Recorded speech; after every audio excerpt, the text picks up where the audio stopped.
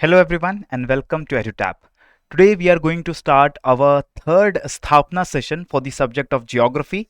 As we already know that we have covered two sessions of the geography subject for our HPAS prelims examinations in the previous weeks, and in those two sessions we discussed about the tropical and warm temperate climates. In this particular session we are going to talk about the cool temperate climates and their different types, and we will also solve certain multiple choice questions, certain MCQs from those topics, right? So if you have not watched the videos which we have discussed earlier, अगर आपने हमारे स्थापना की पुरानी videos जो हैं जहां पर मैंने आपके साथ ट्रॉपिकल क्लाइमेट्स और वार्म टेम्परेट क्लाइमेट्स को डिस्कस किया, अगर वो वीडियोस आपने नहीं देखी हैं तो एक बार उन वीडियोस को भी जाकर जरूर देखिए और उसके बाद आप इस वीडियो पर आइए, ताकि हम ये जो सेकेंड पार्ट है टेम्परेट क्लाइमेट्स का, जहां पर हम कूल टेम्परेट क्लाइमेट्स को डिस्कस करने वाले हैं, इसके उन वीडियोस को देखने के बाद, पुरानी वीडियोस को देखने के बाद आपको ज़्यादा अच्छी अंडरस्टैंडिंग जो आपकी है वो कंप्लीट हो जाएगी और क्लाइमेट्स का, डिफरेंट क्लाइमेटिक टाइप्स का जो टॉपिक है, ये टॉपिक आपका बहुत अच्छे से कवर हो जाएगा। ठीक है, तो सेशन को हम लोग स्टार्ट करते हैं, बट उससे पहले अगेन मेरी आप सभी लोगों से रिक्वेस्ट है कि अगर आपको इस चैनल पे जो वीडियोस हैं उसका कंटेंट आपको अगर पसंद आ रहा है तो प्लीज़ हमारे चैनल यूट्यूब चैनल को ज़रूर लाइक करिए और इसको सब्सक्राइब करिए, और अगर वीडियोस हमारी आपको पसंद आती है तो उन वीडियोस को भी ज़रूर से ज़रूर लाइक करिए और शेयर करिए, ताकि ज़्यादा से ज़्यादा एस्पिरेंट हम लोगों के साथ जुड़ सकें और हमारी प्रिपरेशन और जो डिस्कशन होने वाली है वो और ज़्यादा बेटर हो। ठीक है, इसी के साथ please do join our Telegram channel also. Edutap Himachal का हमारा जो टेलीग्राम चैनल है, इस चैनल के ऊपर हम आपको बहुत सारा फ्री कंटेंट प्रोवाइड करते हैं, पीडीएफ्स आपको मिलती हैं हमारे इन सेशंस की, जिनको आप डाउनलोड करके स्टोर कर सकते हैं और फिर अपने रिवीजन के लिए उनको जो है यूज कर सकते हैं एग्जाम से पहले। ठीक है, तो चलिए अब विदाउट एनी फर्दर डिले हम स्टार्ट करते हैं आज का सेशन।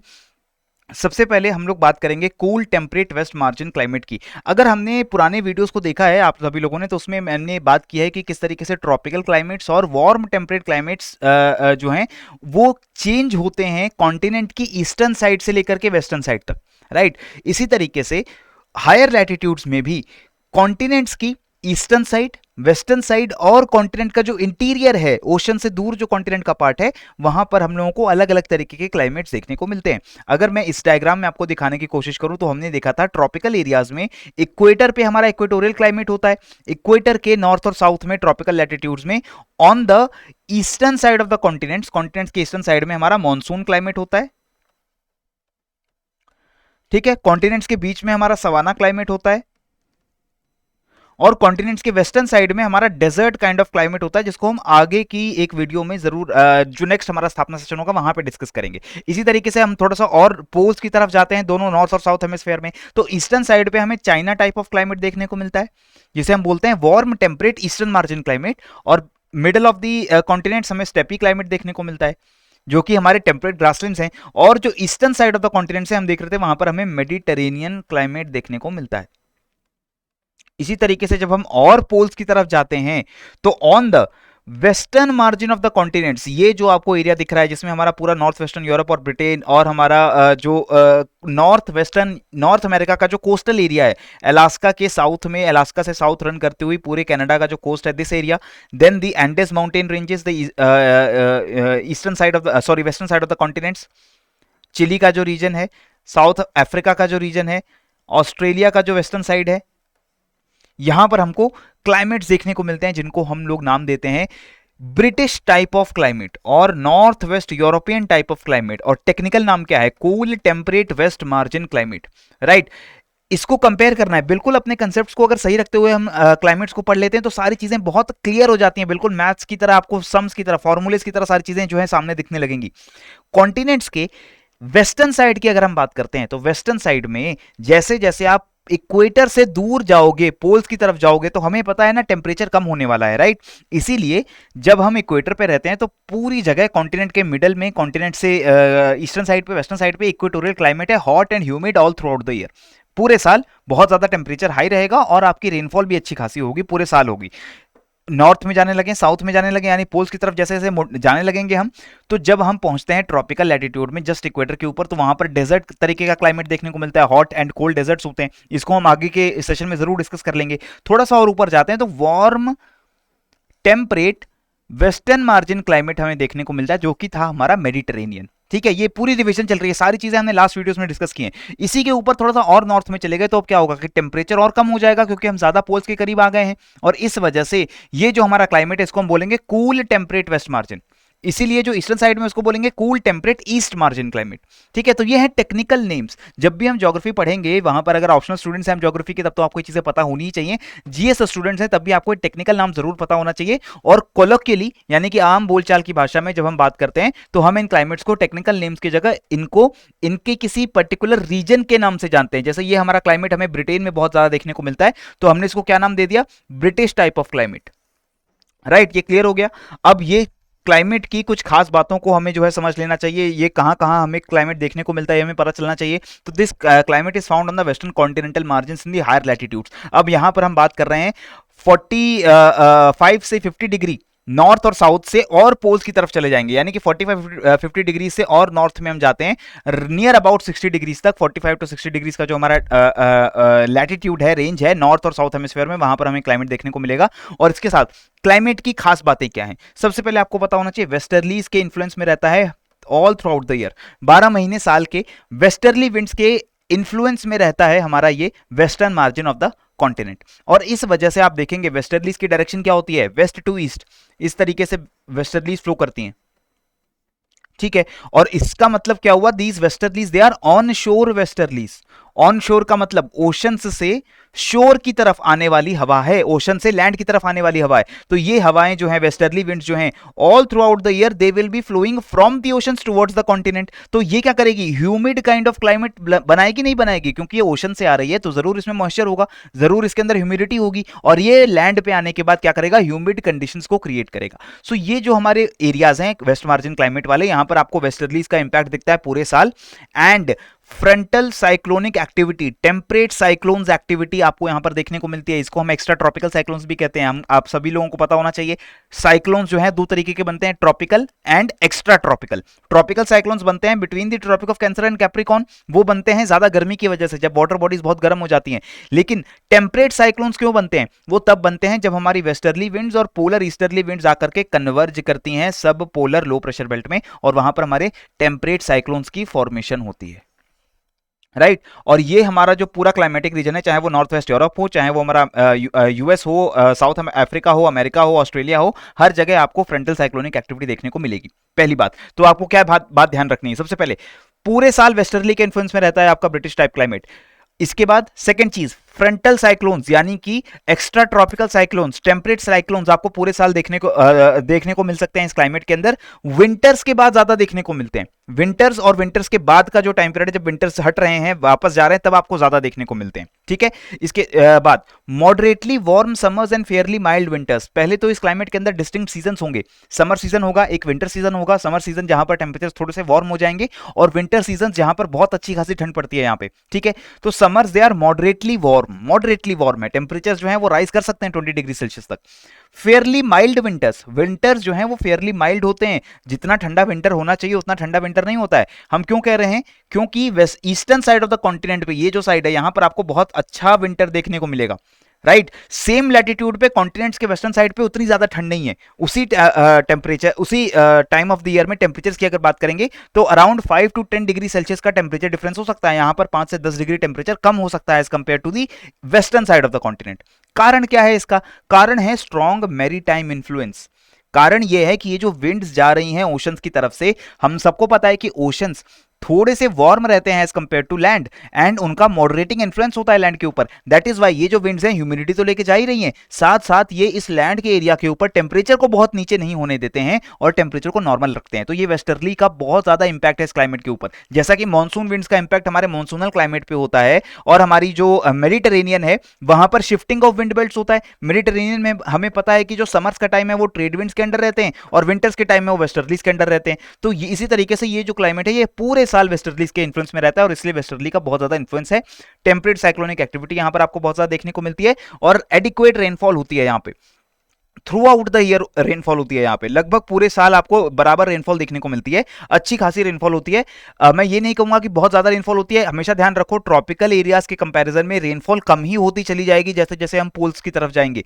सबसे ज्यादा रेनफॉल इक्वेटर में, उसके बाद जो रेनफॉल है मानसून में, उसके बाद जो रेनफॉल है हमारे चाइना टाइप क्लाइमेट में, उसके बाद जो रेनफॉल हो रही है वो हो रही है हमारे इस west margin, cool temperate west margin climate में, यानी ब्रिटिश टाइप क्लाइमेट में। और ये रेनफॉल पूरे साल लगभग बराबर होती है। लेकिन अगर आप देखोगे कि किसी साल के हिस्से में रेनफॉल थोड़ी सी ज्यादा हो रही है तो वो आपका विंटर सीजन होगा। ठीक है, इसके बाद वेजिटेशन किस तरीके की है इस क्लाइमेट के अंदर, आपको डेसिडुअस वेजिटेशन देखने को मिलती है। बिकॉज रेनफॉल इज एडिक्वेट, पूरे साल हो रही है, लेकिन रेनफॉल का क्वांटिटी बहुत ज्यादा नहीं है, और विंटर्स में यहां पर अच्छा खासा स्नो होता है। विंटर्स में स्नोफॉल होती है, और उस स्नोफॉल से बचने के लिए जो ट्रीज हैं वो अपनी लीव्स को शेड कर देते हैं। तो डेसिडुअस ट्रीज यहाँ की नेचुरल वेजिटेशन है। इसके अलावा याद करिए डेसिडुअस हमको मॉनसून वेजिटेशन में भी देखने को मिलते हैं, राइट। देन शेडिंग लीव्स की होती है ऑटम सीजन में, इसलिए उसको फॉल सीजन भी बोला जाता है, यानी कि विंटर्स आने के जस्ट पहले आपका जो लीव्स हैं वो शेड होना स्टार्ट हो जाते हैं, क्योंकि आगे स्नोफॉल आने वाली है।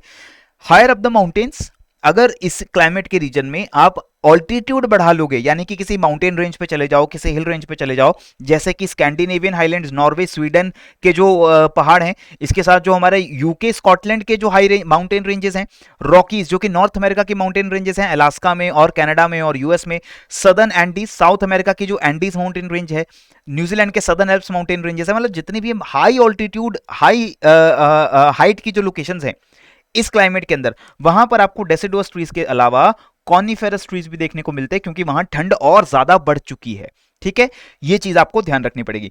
एक इस क्लाइमेट के बारे में एक बहुत अच्छी चीज आप लोगों को समझनी पड़ेगी कि हमने देख लिया कि वार्म आपका समर रहता है, विंटर्स ठंडे होते हैं, लेकिन जितने ठंडे होने चाहिए उतने ठंडे नहीं है, राइट। द टेम्परेचर जो कि माइनस में चले जाना चाहिए उतने माइनस में टेम्परेचर नहीं जाता है। क्यों नहीं जाता है? क्योंकि यहां पर मैरी टाइम इन्फ्लुएंस है ओशंस का। इसके अलावा जब हम एक चीज और ध्यान रखते हैं, वार्म ओशन करंट्स इस क्लाइमेट को भी इन्फ्लुएंस करते हैं। जहां जहां ये क्लाइमेट पाया जाता है वहां वहां अगर आप ओशन करंट्स की लोकेशन देखेंगे तो वार्म ओशन करंट्स फ्लो करते हैं, राइट। यहाँ पर आपका क्रोशियो करंट रहता है, इसको हम बोलते हैं नॉर्थ पैसिफिक ड्रिफ्ट। इसी के अलावा यहाँ पर आपकी गल्फ स्ट्रीम रहती है। यहाँ पर आपका जो सदर्न पैसिफिक ओशन करंट है, इसको पीरू करंट बोल देते हैं, वो यहाँ पर रहता है। वार्म करंट है, नॉर्थ में आके वो कोल्ड करंट है, लेकिन यहाँ पर जब वो फ्लो करता है that is your warm current. Similarly यहाँ पर आपका जो करंट फ्लो कर रहा है that is again your warm current, again your warm current, right. So that is why warm current की वजह से यहाँ पे जो ओशंस हैं उनका टेम्परेचर भी उतना ज्यादा ठंडा नहीं होता है जितना होना चाहिए। ठीक है, तो ये चीज आप ध्यान रखेंगे। इसके बाद कैसी इकोनॉमिक एक्टिविटीज हो रही है? लंबरिंग, गार्डनिंग, डेयरिंग, इसके लिए बहुत अच्छा क्लाइमेट है ये। डेयरी प्रोडक्ट्स के लिए, क्योंकि यहाँ पे माइल्ड टेम्परेचर्स हैं, आपका जो सीजनल डिस्टिंक्शन है इसकी वजह से भी वेजिटेशन में वैरायटी है। और ट्रीज में जो हार्डवुड ट्रीज होते हैं जिनको आप कट करके टिम्बर की कंस्ट्रक्शन भी कर सकते हैं। And mostly these regions belong to the developed world. अगर आप मैप में भी देखेंगे तो northern US, north western Europe, South America और साउथ अफ्रीका का जो पार्ट हमने यहाँ पर देखा वो काफी इंडस्ट्रियलाइज्ड, काफी डेवलप्ड रीजन है। ठीक है, one of the developed regions of the world. इसके बाद आगे बढ़ते हैं, कॉन्टिनेंट के ईस्टर्न साइड में चले जाओ। लैटिट्यूड सेम है, लेकिन अब हम आ गए हैं ईस्टर्न साइड पे। हम लोग कोरियन पेनिनसुला, नॉर्दर्न जापान और मांचूरिया का जो एरिया है, लॉरेंशिया का जो एरिया है, इसकी हम यहाँ पर बात कर रहे हैं। इसके बाद हम न्यूयॉर्क के पूरा नॉर्थ में जो हमारा नॉर्थ ईस्टर्न यूएस का कोस्ट है इसकी बात कर रहे हैं। This type of climate is known as cool temperate east margin climate, right. And this type of climate is also known as Laurentian type of climate. Laurentian मतलब कि ये लॉरेंशियन आपका पेनिनसुला है, this is your Laurentian region. ठीक है, ये आपका Laurentian reason है और इसके कारण हम इसको नाम देते हैं Laurentian kind of climate. This kind of climate is found only in 2 regions of the world. Northern hemisphere में नॉर्थ ईस्टर्न नॉर्थ अमेरिका और आपका जो ईस्टर्न कोस्टलैंड ऑफ एशिया है, साउथ में आपको क्लाइमेट देखने को नहीं मिलता है। क्यों नहीं मिलता है? बिकॉज इस क्लाइमेट की सबसे खास बात क्या है कि this is under the influence of westerlies, but the westerlies are offshore. यानी कि वेस्टर्लीज के इन्फ्लुएंस में तो है, लेकिन वेस्टर्लीज जो है वो लैंड से ओशंस की तरफ फ्लो करती है यहाँ पर, और ये इस क्लाइमेट को यूनिक शेप देता है। लेकिन साउथ हेमिस्फीयर में अगर आप देखोगे तो इतने हाई लैटिट्यूड पे जहां पर वेस्टर्लीज ब्लो करती हैं, कोई ऐसा लोकेशन नहीं है जहां पर वेस्टर्लीज ऑफशोर हो। क्यों ऐसा रीजन नहीं है? क्योंकि अगर मैं इस रीजन की भी बात करूं कि यहां पर आपकी वेस्टर्लीज ऑफशोर हो सकती हैं, तो ये इतना नैरो लैंड का एरिया है कि यहां पर आपका वेस्टर्लीज ऑनशोर भी है। तो जितना जो इन्फ्लुएंस ऑनशोर वेस्टर्लीज का होना चाहिए वो हमें देखने को मिलता है, वापस ऑफ वेस्टर्लीज के जाने का जो इंपैक्ट है वो हमें देखने को नहीं मिलता। क्योंकि यहां पर हमें पता है कि कोल्ड सेंट्रल कॉन्टिनेंट की विंड्स वेस्टर्लीज आकर के यहां पर जो है अपना इंपैक्ट दिखाएंगी, वो चीज यहां पर एब्सेंट है। That is why this kind of climate is not seen in the southern hemisphere, just because the land areas are not that wide. वो इतने चौड़े ही नहीं है सदर्न हेमिस्फीयर के अंदर कि हमें अलग अलग वेस्टर्न और ईस्टर्न क्लाइमेट देखने को मिले। ठीक है, तो ईस्ट मार्जिन जो क्लाइमेट है ये हमें देखने को मिला है नॉर्थ हेमिस्फीयर में। खास बात क्या है? Cold dry winters. विंटर्स काफी ठंडे रहते हैं, अगर हम ब्रिटिश टाइप से कंपेयर करेंगे तो बहुत ज्यादा ठंडे रहते हैं। मैंने आपको बताया 10 डिग्री तक का टेम्परेचर डिफरेंस हो सकता है between the eastern and western side of the continents in the higher latitudes. Dry winters हैं, विंटर्स ड्राई रहते हैं, बहुत ज्यादा रेनफॉल या स्नोफॉल हमें देखने को नहीं मिलती है विंटर्स में। Obviously snowfall does happen, but amount बहुत ज्यादा नहीं है। And warm and wet summers, summers में आपके टेम्परेचर्स थोड़े से बढ़ जाते हैं और रेनफॉल होती है समर्स के अंदर। तो ये चीज ध्यान रखिए, समर्स आते हैं आपके इस क्लाइमेट में भी। समर्स में टेम्परेचर जो है वो 5 से 10 डिग्री सेल्सियस के बीच में रहेंगे, या बढ़ के 11 12 15 डिग्री सेल्सियस ज्यादा हो जाएगा, और इस टाइम पर आपकी रेनफॉल भी अच्छी खासी होगी। विंटर्स में कोल्ड रहेगा विंटर, और ड्राई रहेगा, ये चीज आपको ध्यान रखनी है। Winter temperatures are below freezing point and snowfall is quite natural, but summers are as warm as the tropics. Summers can be as warm as tropics depending upon the location. Summers आपके काफी गर्म भी हो सकते हैं। अगर हम इस रीजन में ही बात करें, जो हमारा जापान का एरिया है या फिर हमारा जो न्यूयॉर्क और मैनहट्टन का रीजन है, यहां पर वार्म वाटर करंट्स की वजह से समर्स में temperature they can reach up to 20 degree Celsius, although it is very rare, but ये चीज हमें मॉडर्न टाइम्स में देखने को मिली है। और खास तौर पे ग्लोबल वार्मिंग जब से काफी ज्यादा नोटिसेबल हो गई है, तब से इस रीजन में हमें टेम्परेचर हाई देखने को मिलते हैं। और rainfall through out the year होती है। समर्स में ज्यादा रेनफॉल होती है, मैंने आपको बताया वार्म एंड वेट समर्स होंगे। विंटर्स में जो भी रेनफॉल होनी है वो स्नोफॉल की फॉर्म में होने वाली है, और बहुत कम अमाउंट की होगी। And rainfall is ranging from 75 to 150 centimetres. ठीक है, ये चीज आप ध्यान रखेंगे। अब यहां पर कूल टेम्परेट फॉरेस्ट देखने को मिलते हैं। Cool temperate forest, heavy rainfall है, warm summers and the damp air from fogs all favour the growth of trees. अब आप कहोगे कि हैवी रेनफॉल क्यों कह रहे हो सर आप? हैवी रेनफॉल तो नहीं होती यहाँ पे। हैवी रेनफॉल तो इक्वेटर में होती है, हैवी रेनफॉल तो मानसून में होती है, यहाँ पे हैवी रेनफॉल कैसे हो रही है? हैवी रेनफॉल का मतलब ये दोस्तों आपको समझना पड़ेगा, रेनफॉल या वाटर अवेलेबिलिटी आपकी डिसाइड होती है just not because of the precipitation, लेकिन इवेपोरेशन कैसे हो रहा है? अगर मैं इक्वेटर पे या इंडिया के मॉनसून क्लाइमेट जो है वहां पर अगर मैं कहता हूं कि 200 सेंटीमीटर रेनफॉल होता है पूरे साल में, तो बहुत सारा वाटर इवेपोरेट भी तो हो जाता है, क्योंकि टेम्परेचर हाई है। विंटर्स में भी टेम्परेचर जो है वो 10-15 डिग्री से नीचे नहीं जाएगा, लेकिन इन एरियाज में समर्स में टेम्परेचर ही 15 डिग्री सेल्सियस या 20 डिग्री सेल्सियस ज्यादा से ज्यादा जा रहा है। तो इसका मतलब इवेपोरेशन बहुत कम है, और इसलिए वाटर अवेलेबिलिटी अच्छी खासी हो जाती है। और इसके कारण यहां पर हमें बहुत अच्छे एवरग्रीन कॉनिफेरस फॉरेस्ट जो हैं देखने को मिलते हैं। यहां पर हमें एवरग्रीन कॉनिफेरस, एवरग्रीन ट्रीज भी देखने को मिलते हैं, जिनको हम एवरग्रीन टेम्परेट फॉरेस्ट्स भी कह सकते हैं, right. Lumbering and its associated timber, paper and pulp industries are very common because of these evergreen forest. यहां पर अच्छी खासी डेंस वेजिटेशन है, बहुत अच्छा टिम्बर का प्रोडक्शन होता है। एग्रीकल्चर उतना अच्छा प्रोडक्टिव नहीं है, क्योंकि जो विंटर्स हैं वो काफी सीवियर होते हैं, और उस विंटर में कल्टीवेशन करना बिल्कुल ही मुश्किल हो जाएगा, बिल्कुल इंपॉसिबल सा हो जाता है, because land is completely covered by snow. The moisture in the land, जो सॉइल में मॉइस्चर है वो भी फ्रोजन है, तो उसमें एग्रीकल्चर नहीं कर पाएंगे हम। ठीक है, फॉरेस्ट के ऊपर हम ज्यादा डिपेंडेंट है, हंटिंग के ऊपर ज्यादा डिपेंडेंट है, फिशिंग के ऊपर बहुत डिपेंडेंट है। फिशिंग रीजन्स बहुत अच्छे देखने को मिलते हैं हमें यहाँ पर, क्योंकि वार्म एंड कोल्ड वाटर का करंट्स मीट होता है, और फिशिंग बहुत अच्छी इंडस्ट्री है। फॉरेस्ट्री यानी कि लंबरिंग करना, टिम्बर निकालना फॉरेस्ट से, टिम्बर से और प्रोडक्ट्स बनाना, फॉरेस्ट से और प्रोडक्ट्स बनाना, ये यहाँ पे मेजर इकोनॉमिक एक्टिविटीज हैं। इसके अलावा डेयरी फार्मिंग भी यहाँ पर की जाती है, डेयरी प्रोडक्ट्स के लिए भी क्लाइमेट जो है काफी अच्छा है। ठीक है, तो ये इंपॉर्टेंट इकोनॉमिक एक्टिविटीज हो गई इस क्लाइमेट की। इसके बाद हमारा आता है Siberian type of climate, cool temperate continental climate, जिसको हम बोरियल टाइप या टैगा टाइप या साइबेरियन टाइप क्लाइमेट भी कहते हैं। This kind of climate is usually seen in the continental interiors only in the northern hemisphere, obviously not in the southern hemisphere, because south में इतना बड़ा land area है ही नहीं इस लैटिट्यूड के ऊपर। ठीक है, तो ये जो क्लाइमेट है सिर्फ नॉर्दर्न हेमिस्फीयर में मिलेगा। और ये क्लाइमेट आज की दुनिया में हम किस किस रीजन में देखते हैं? बहुत ही प्यारा सा एक स्ट्रेच आपको देखने को मिल रहा है रेड कलर के अंदर, यहाँ पे अलास्का से स्टार्ट होता है और आपके जो न्यू फाउंडलैंड है वहां तक आपका जा रहा है। ये एक नैरो बेल्ट है, ये नैरो बेल्ट आपकी यहां से यहां एक्सटेंड हो रही है। इसी के साउथ में हमने देखा था अभी हमारा ईस्ट मार्जिन वाला क्लाइमेट था, जिसको हम ब्रिटिश टाइप कह रहे हैं। इसी के साउथ में हमने देखा था लॉरेंशियन टाइप ऑफ क्लाइमेट था, और इसके जस्ट नॉर्थ में हमारी ये पूरी बेल्ट चल रही है। ठीक है, इसको साइबेरियन टाइप इसलिए नाम दिया गया क्योंकि आप देखोगे कॉन्टिनेंटल इंटीरियर्स में ये जो क्लाइमेट है ना, ये पूरा साइबेरियन टाइप ऑफ क्लाइमेट है, इसी के नाम पे इस क्लाइमेट का नाम पड़ा है। अब इस क्लाइमेट की खास बात है क्या है? समर्स बहुत छोटे होते हैं, एक दो ढाई 3 महीनों के ज्यादा समर जाएंगे, एंड वार्म हो जाते हैं समर्स। 20 to 25 डिग्री सेल्सियस आपके टेम्परेचर रीच हो जाते हैं at the peak of the summers, यानी कि जो हाईएस्ट टेम्परेचर रिकॉर्ड होंगे यहाँ पर। Winters are very long and brutally cold, always 30 to 40 degree Celsius below freezing. So आप देख सकते हो कि विंटर्स बहुत ज्यादा ठंडे होने वाले हैं। विंटर्स के पीक पे जो टेम्परेचर है -30 डिग्री सेल्सियस तक पहुंच जाने वाला है यहाँ पे, राइट। मैरी टाइम इन्फ्लुएंस नहीं है यहाँ, हम देख सकते हैं कि कोस्टल एरियाज को बस हटा दो, मोस्टली ये जो पूरा क्लाइमेट है इसमें हमें टेम्परेचर रेंज बहुत ज्यादा देखने को मिलती है, annual and diurnal. Annual temperature range तो बहुत ज्यादा है, क्योंकि हमने देखा 20-25 डिग्री सेल्सियस एकदम हाईएस्ट टेम्परेचर हो सकता है साल का, और सबसे कम टेम्परेचर -30 डिग्री सेल्सियस हो सकता है। तो ये 55 डिग्री सेल्सियस का जो टेम्परेचर डिफरेंस है, this is the highest range of temperature difference. Tropical areas में ज्यादा से ज्यादा आपका टेम्परेचर कम होगा तो फ्रीजिंग पॉइंट तक पहुंचेगा, 0 डिग्री सेल्सियस तक, और वो भी तब जब आप किसी माउंटेन रेंज पे होंगे, राइट। तो वहां पर टेम्परेचर रेंज इतना ज्यादा नहीं है।